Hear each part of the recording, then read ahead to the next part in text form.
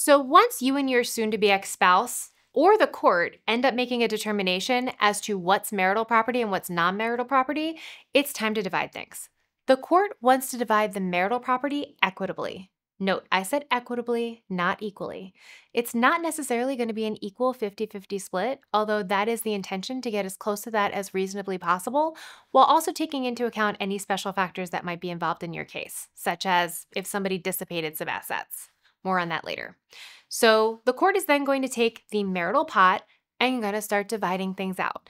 It might mean equalizing retirement accounts or equalizing bank accounts, or it might be things like selling a house and dividing the proceeds.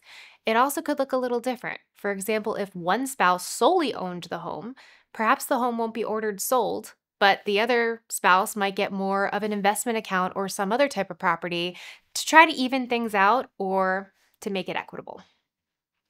So more on that dissipation thing. What is dissipation? Sometimes there is a marital wrong so great that the court feels the need to make up for it. One example might be if one spouse took out a large chunk of retirement and spent it on a ski chalet for their mistress.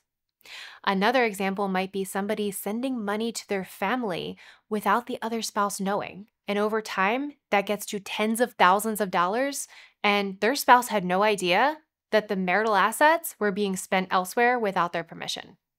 The court might look at these circumstances and decide to make it up to the other spouse or make it equitable. And in that case, the court might divide the assets, the marital assets specifically, unevenly to make sure that the spouse that wasn't dissipating assets is compensated.